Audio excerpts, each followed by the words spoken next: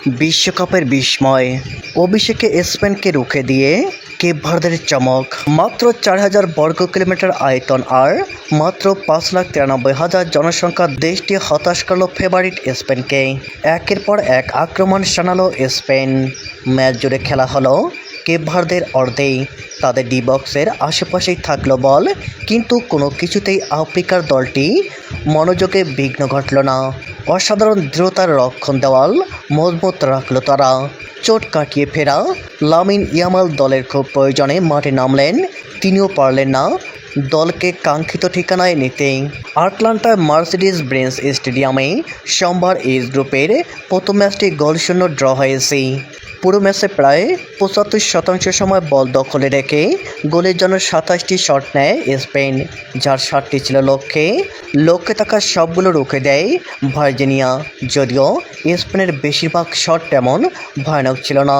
Cape ভার্দের 6টি shot নিয়ে একটি লক্ষ্যে রাখতে পারে।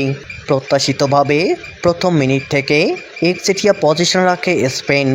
বেশিরভাগ সময় খেলা হচ্ছিল কেপ ভার্দের অর্ধে। মুহুর্মুহু আক্রমণ শানাচ্ছিলেন গাবি তরেসরা, কিন্তু কোনোবারই আক্রমণের চেষ্টা হচ্ছিল না উল্লেখযোগ্য।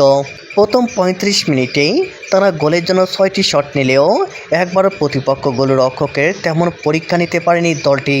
প্রথম আধা ঘন্টায় তাদের স্ট্রাইকার মিকেল ওয়াইজাবাল একবারও বল স্পষ্ট করতে পারেনি। 1996 বিশ্বকাপে রেকর্ড রাখা শুরুর পর থেকে বিশ্বকাপের কোনো ম্যাচ এমন আর কোনো ফুটবলের ক্ষেত্রে হয়নি। 39তম মিনিটে পরপর দুটি নিশ্চিত সুযোগ তৈরি করে স্পেন, সেখানে আবার দুর্ভাগ্য বাধা হয়ে দাঁড়ায়। মার্ক কুকেরার হেড করা কাটব্যাক পেয়ে ফেরান তোরেসের শট ক্রসবারে লাগে। ওই ফিরতি বল হেড করেন মিকেল ওয়াইজাবাল, সেটা লাফিয়ে এক হাত দিয়ে ক্রসবারের ওপর দিয়ে বাইরে পাঠান 40 বছর বয়সী ভার্জিনিয়া। বিরতির আগে ওই কয়েক মিনিটে স্পেনের আক্রমণের যে তীব্রতা আসে তা দ্বিতীয়তে আবার কমে যায়। আগের মতো আক্রমণ করতে থাকে ঠিকই, কিন্তু প্রতিপক্ষের রক্ষণ ভাঙতে পারছিল না তারা। আগের দিন Spain coach Luis de la Fuente বলেন, ম্যাচের পরিস্থিতি বুঝে ইয়ামালকে নামানোর বিষয়ে সিদ্ধান্ত নেবেন তিনি।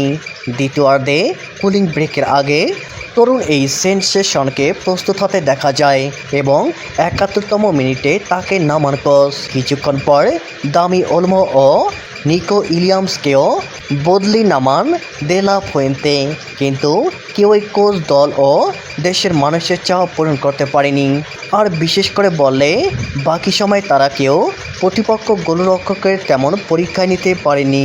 রেফারি শেষের বাজি বাজতেই উল্লাসে ফেটে পড়ে বিশ্বকাপের ইতিহাসের তৃতীয় ক্ষুদ্রতম দেশ কেপ ভার্দের খেলোয়াড়রা। আর কেনই বা নয়, প্রথমবারের মতো বিশ্বকাপ খেলতে এসে সাবেক বিশ্ব চ্যাম্পিয়ন, বর্তমান ইউরোজয়ী এবং এবারের বিশ্বকাপের ফেভারিটদের কাছ থেকে পয়েন্ট আদায় করে নেওয়া ফিফা র্যাঙ্কিংয়ের 64তম দলটির কাছে জয় সে কম।